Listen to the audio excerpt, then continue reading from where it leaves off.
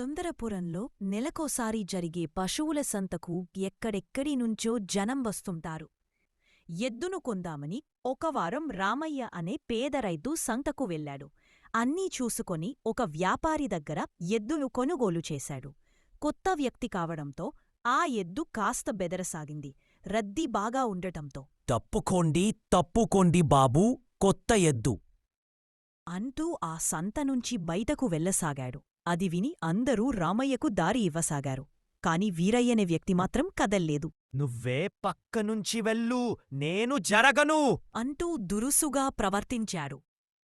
ఇంతలో ఎద్దుమీదకు రావడంతో హడలిపోయి పక్కనే ఉన్న కాల్వలో పడిపోయాడు వీరయ్య. పట్టారాని కోపంతో బయటకు వచ్చి రామయ్యను న్యాయాధికారి వద్దకు లాక్కెళ్లాడు. అయ్యా, సంతలో అతను కావాలనే తన ఎద్దుతో నామీద దాడి చేయించబోయాడు. కాస్టలో తప్పించుకుని బతికిపోయా అని ఫిర్యాదు చేశాడు. వీరయ్య నీకు తెలుసా? అని న్యాయాధికారి ప్రశ్నించగా సమాధానం చెప్పలేదు రామయ్య. కావాలనే తనమీద ఎద్దుతో దాడి చేయించావని అతడు చెబుతున్నది నిజమేనా? అని అడిగితే నోరు విప్పలేదు.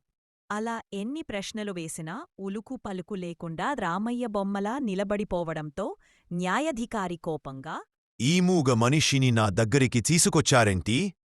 అంటూ వీరయ్య వైపు చూశాడు.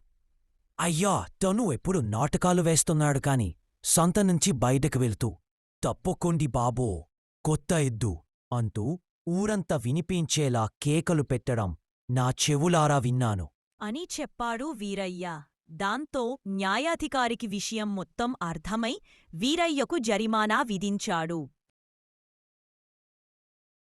కోపంలో బుద్ధి మందగించి కోరి కష్టాలు కొని తెచ్చుకున్నా అనుకుంటూ ఇంటి దారి పట్టాడు Veeraiah. Do you liked my video? Please like, share, and subscribe.